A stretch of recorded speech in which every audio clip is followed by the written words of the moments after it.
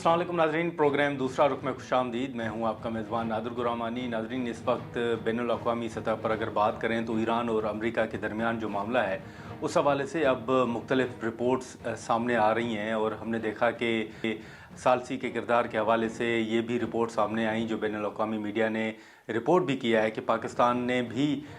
Iran और America के दरमियान जो मामलात हैं उनके हल के लिए सालसी का किरदार अदा करने की पेशकश की है। और इस हवाले से वज़ारत ख़ारजा ने भी जो मीडिया ने रिपोर्ट किया है उसमें तस्दीक की है और ये कहा है कि अगर दोनों ममालिक रज़ामंद हो जाएँ तो पाकिस्तान सालसी का किरदार अदा करने और मुज़ाकरात के हवाले से तैयार है। हमने देखा कि अमेरिकी सदर डोनाल्ड ट्रंप का भी एक अहम बयान सामने आया और उन्होंने ये कहा कि उनकी एक बड़े लीडर के साथ जो बातचीत है वो चल रही है और जब उनसे पूछा गया कि क्या वो सुप्रीम लीडर हैं तो उन्होंने इस हवाले से इनकार किया और कहा कि एक बड़े ताकतवर जो लीडर हैं उनके साथ इस वक्त बातचीत चल रही है।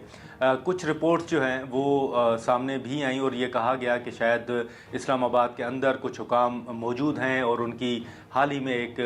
बातचीत या मुज़ाकरात भी हुए हैं। अलबत्ता उसकी तरदीद की गई है, लेकिन ये इम्कान ज़ाहिर किया जा रहा है कि शायद आने वाले दिनों में इस हवाले से एक अहम पेशरफ जो है वो सामने आए। दूसरा, पाकिस्तान के अंदर अगर सियासत के हवाले से बात करें तो इस वक्त हाल ही में जो इमरान खान ने अपने बेटों के साथ टेलीफोनिक गुफ्तगू की उसमें अदलिया के हवाले से उन्होंने अपने तहफ़्फ़ुज़ात का इजहार किया और हमेशा की तरह जो मुलाकात के बाद एक ट्वीट सामने आता है, इस मरतबा जो इदारों के हवाले से इमरान खान के पहले तहफ़्फ़ुज़ात रहे हैं या उनके बयानात आते थे, इस मरतबा जो बयान सामने आया है या ट्वीट के ज़रिए जो चीज़ें सामने आई हैं उसमें इमरान खान ने जो है वो सिर्फ़ अदलिया के हवाले से अपने तहफ़्फ़ुज़ात का इजहार किया है, जिसका ख्वाजा आसिफ साहब ने जवाब भी दिया है। अब ये मामला किस तरफ जा रहे हैं, सियासी सूरत हाल हो या ईरान और अमेरिका के दरमियान मामलात हों और जो वज़ारत ख़ारजा के बयानात हैं उस हवाले से हम गुफ्तगू करेंगे। बाक़िर सज्जाद सैयद साहब हमारे साथ मौजूद हैं। बहुत शुक्रिया बाक़िर साहब वक्त निकालने का। सबसे पहले तो ये बताइएगा कि इस वक्त जो सूरत हाल है, कुछ ख़बरें ये आई कि शायद इस्लामाबाद के अंदर कुछ हुकाम मौजूद हैं, उनकी तरदीद की गई और कहा गया कि कोई मुज़ाकरात आज नहीं तो फिर आइंदा हफ्ते जो हैं वो होने जा रहे हैं। आप ज़रा बताइएगा कि आपके इल्म में क्या है, क्या वाकई रमज़ान के आखिरी हफ्ते में या इस वक्त जो कुछ सोशल मीडिया पर भी हमने देखा जिसकी जैसे मैंने कहा कि तरदीद भी की गई है, तो क्या ऐसे कोई मुज़ाकरात या कुछ हुकाम की इस्लामाबाद के अंदर मौजूदगी के हवाले से आपके पास कोई इन्फॉर्मेशन है? मैं थोड़ा सा सारी इस सिनेरियो पे थोड़ा सा स्केप्टिकल व्यू लूँगा कि जो मेरी इतलात हैं और जो मैंने मुख्तलिफ लोगों से सिर्फ इस्लामाबाद में बल्कि तेहरान में और अबू धाबी में भी बात की, तो जो मुझे सेंस मिला है वो कोई इतना पॉजिटिव नहीं है। इन द सेंस के मैसेजेस ज़रूर एक्सचेंज हुए हैं कुछ जो गो बिटवीन्स के दरमियान के थ्रू। मिसाल पाकिस्तान उनमें एक है, यूएई है, टर्की और इजिप्ट है, इनके थ्रू ईरान को मैसेजेस गए हैं और ईरान के मैसेजेस वापस वाशिंगटन में डिलीवर किए गए हैं। लेकिन आप इनको नेगोशिएशंस नहीं कह सकते। नेगोशिएशन तो होती है कि आप जब बैठ के कुछ गिव एंड टेक पे बातचीत करते हैं, लेकिन इस तरह का कोई अभी तक मेरे ख्याल में कोई सिलसिला शुरू नहीं हुआ। जो ट्रंप ने कल अनाउंसमेंट की थी वो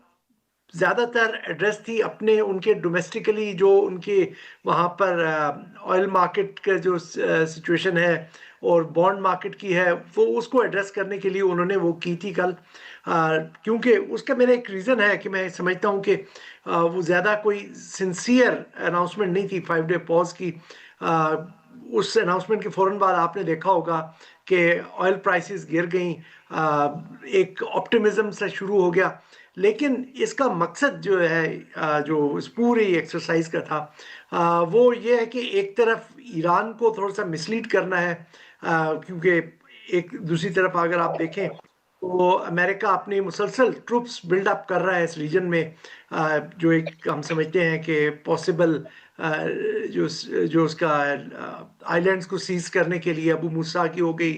तुम की आइलैंड हो गई, उसके लिए आप उसके कैरियर्स भी 2 और आ रहे हैं और प्लस एडिशनल फोर्सेस भी वो फ्लाई इन कर रहा है जो वहाँ पे कर सकते हैं। तो और एक और जो एक इम्पॉर्टेंट पहलू है इस मैसेज का وہ یہ ہے کہ ایران کے اندر بھی ایک انسرٹینٹی بنانا، ایک پولیٹیکل ڈیوائڈ بنانا، کیونکہ انہوں نے خود سے اپنی طرف سے باقر کالیباف جو ان کے آپ سمجھے پارلیمنٹ کے اسپیکر ہیں ان کو نامینیٹ کر دیا، جبکہ ادھر کا آپ کا جو نیگوشیٹر ہے وہ اس کا نامینیٹ کرنے کا جو رائٹ ہے وہ تہران کے پاس ہے. تو اوورآل جو مجھے سچویشن لگتی ہے وہ اتنی کوئی پازیٹیو نہیں لگتی. اور رات کو آپ نے دیکھا ہوگا کہ ایران کے انرجی انفراسٹرکچر پر خاص طور پہ اصفہان میں اور خرم شہر میں حملے کیے گئے، جس کے جواب میں پھر ایران نے بھی کویت میں اور تل ابیب میں آج حملے کیے ہیں ان کے انرجی انفراسٹرکچر پر. تو جو بنیادی مقصد تھا اس اناؤنسمنٹ کا کہ انرجی انفراسٹرکچر پر اٹیکس ان 5 دنوں میں رک جائیں گے، وہ نہیں ہوا. اور ایران کا ریٹیلیشن بھی سٹارٹ ہو گیا، اگرچہ ابھی لیول کم ہے، اس انٹینسٹی کے ساتھ نہیں ہوئی، کیونکہ اگر امریکہ اس میں آ جاتا ہے تو یہ زیادہ انٹینس ایکسچینجز ہوں گے.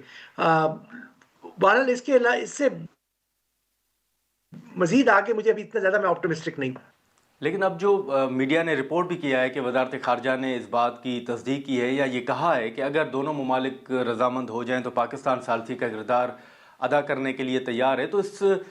ساری صورتحال میں آپ کس حد تک سمجھتے ہیں کہ یہ ممکن ہوگا، اور پاکستان جیسے پہلے ڈار صاحب نے کہا کہ ہم سفارتی سطح پر کوششیں کر رہے ہیں کہ یہ معاملہ حل ہو جائے، تو کس حد تک آپ سمجھتے ہیں کہ یہ ممکن ہو سکے گا؟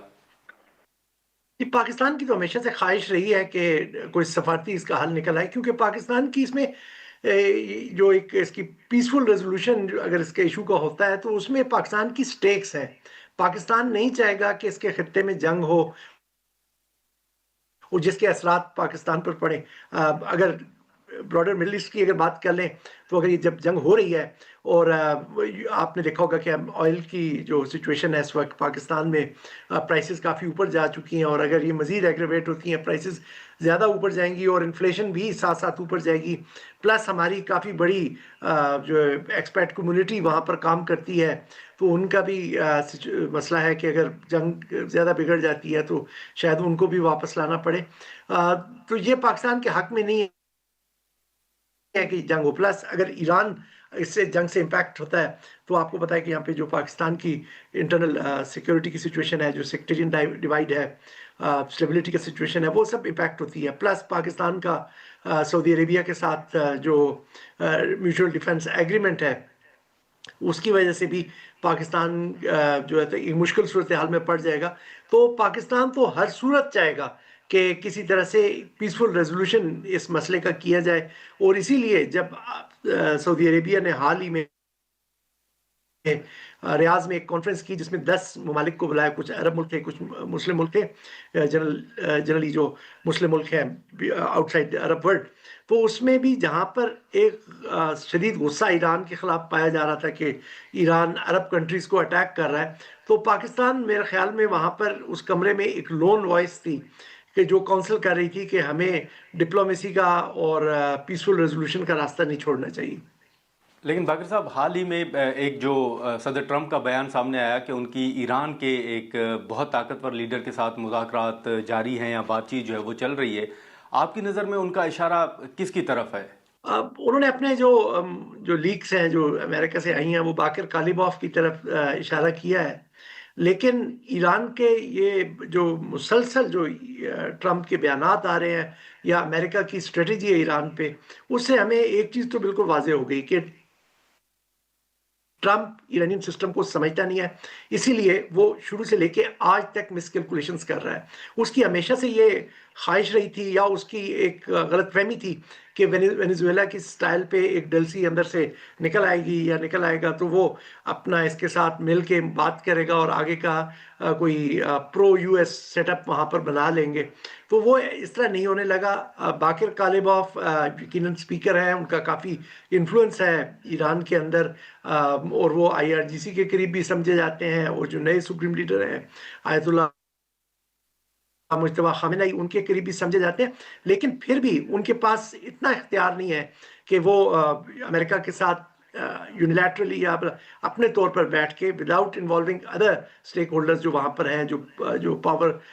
شیئرنگ میں ہیں ان کے ایران کے سسٹم کے اندر، ان کو ساتھ لیے بغیر کچھ گیو اینڈ ٹیک کر سکیں. اور دوسری بات آپ دیکھیں کہ امریکہ 2 دفعہ نیگوسیشنز کے دوران ईरान के ऊपर हमला कर चुका है, तो लिहाजा ईरान के अंदर जो वो ट्रस्ट भी नहीं होगा इस वक्त कि अमेरिका के साथ एक तीसरे राउंड में बैठा जाए। और ख़ास तौर पर जैसे मैंने आपको पहले बताया कि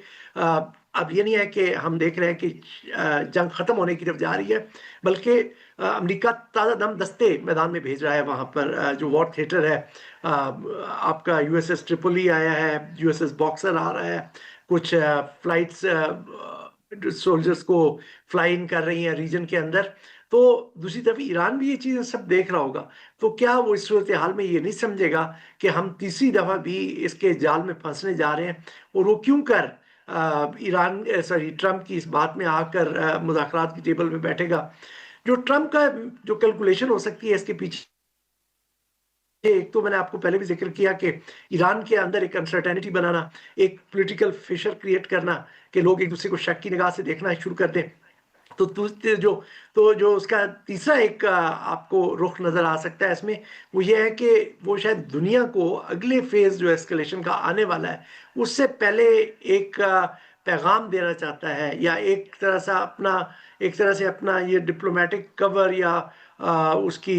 लेजिटिमेसी क्रिएट करना चाहता है कि मैं तो ईरान के साथ मुज़ाकरात करना चाहता था, ईरान तो बहुत रिजेक्ट थे, मेरी बातचीत हो रही थी, वो प्रोसेस स्टार्ट नहीं हो सका, वो सीरियस नहीं थे, तो लिहाजा मुझे ईरान के ख़िलाफ़ एस्केलेशन करनी पड़ी। तो मैं तो समझूंगा कि तमाम साइड्स को, चाहे वो ईरान है, चाहे जो दीगर वो जो फैसिलिटेटर्स हैं इस डायलॉग के, उन सबको बड़ी एहतियात के साथ आगे बढ़ना चाहिए, क्योंकि फैसिलिटेटर्स की भी लिए ज़रूरी होता है कि उनकी क्रेडिबिलिटी कायम रहे। वो ये नहीं है कि एक यूफोरिया में कि हम डायलॉग कराने जा रहे हैं या डायलॉग कर रहे हैं, इससे हमें डिप्लोमेटिक सेंटर स्टेज मिल जाएगा या हमारी इंपॉर्टेंस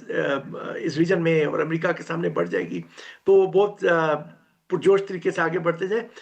देखना पड़ता है कि दोनों साइड्स किस हद तक सीरियस हैं इस प्रोसेस के अंदर। लेकिन बाकर साहब, जो बैनुल-अक़वामी मीडिया ने रिपोर्ट भी किया है कि फील्ड मार्शल की प्रेसिडेंट ट्रंप के साथ टेलीफोनिक गुफ्तगू भी हुई है, इस हवाले से आपके पास कोई मालूमात है? जो मैंने इस्लामाबाद में और रावलपिंडी में कुछ दोस्तों से चेक किया था, तो मेरे जब तक जो इन्फॉर्मेशन मुझ तक आई है उसके मुताबिक ज़्यादा मुझे इस चीज़ में कॉन्फिडेंस है कि ट्रंप की और फील्ड मार्शल आसिम मुनीर की कल बात हुई है। ट्रंप जो है वो एक मूव बनाना चाहता है, लिहाजा वो कोशिश करेगा कि जो पॉसिबल फैसिलिटेटर्स हैं या जो लोग रास्ता बना सकते हैं वो करेंगे। दूसरी तरफ मुझे इस बात पे कोई शक नहीं कि इस कॉन्फ्लिक्ट की रेजोल्यूशन होनी है तो वो डिप्लोमेटिक और डायलॉग के थ्रू होगी। जो चीज़ मैं कह रहा हूँ वो ये है कि सिंसेरिटी होनी चाहिए, और दूसरी बात ये है कि अमेरिका को कुछ देना पड़ेगा इस डायलॉग में। ये नहीं है कि वो एक्सपेक्ट करे कि ईरान आके कैपिचुलेट कर जाएगा। ईरान में जो इस वक्त परसेप्शन है, जो एक बाकी फैक्टर्स हमने बात की ना, उनके अलावा एक परसेप्शन ये भी है कि हमने बड़ा रिजिलियंटली फाइट बैक किया है यूनाइटेड स्टेट्स को, और हमारा एक अपर हैंड है। वो शायद टेक्नोलॉजिकली ना हो, लेकिन ज्योग्राफी की वजह से उन्होंने, आपने देखा, काफ़ी इम्पैक्ट क्रिएट किया है जहाँ पर पूरी दुनिया में एक इकोनॉमिक प्रेशर बन चुका है। हम तो सिर्फ ऑयल की तरफ देख रहे हैं ना, बाकी आप सप्लाई चेन को भी देखें, वो भी काफ़ी हद तक डिस्टर्ब हुई है, चाहे वो फर्टिलाइज़र की है या और केमिकल्स वगैरह की है। हीलियम की मिसाल के तौर पे जो आपके एआई वगैरह में और दूसरे कंप्यूटर्स वगैरह के लिए यूज़ होता है, वो सब की सप्लाई चेन्स डिस्टर्ब है, तो एक इकोनॉमिक प्रेशर क्रिएट हुआ है। तो लिहाजा ईरान बगैर कोई चीज़ सब्सटेंटिवली हासिल किए बगैर मेरे ख्याल में पीछे हटने नहीं लगा। और दूसरी तरफ यह है कि अमेरिका की अभी तक हमें कोई सिंसेरिटी इसमें नज़र नहीं आ रही कि वो इस कॉन्फ्लिक्ट का रेजोल्यूशन चाहता है। अगर अमेरिका कुछ कर भी जाता है तो क्या गारंटी है कि इसराइल जो टर्म्स पे अमेरिका एग्री करेगा उनको अवॉइड करेगा? तो ये बड़ी कॉम्प्लेक्स सी सिचुएशन है इस वक्त। चलें, बहुत शुक्रिया आपका, थैंक यू सो मच वक्त निकालने के लिए। नाज़रीन, गुफ्तगू आपने सुनी। हम यहाँ पर एक मुख्तसर सा ब्रेक लेंगे और ब्रेक के बाद जो मज़ीद चंद अहम सवालात हैं और जो अहम इशूज़ हैं उस पर हम गुफ्तगू जारी रखेंगे, लेकिन यहाँ पर एक मुख्तसर सा ब्रेक लेते हैं।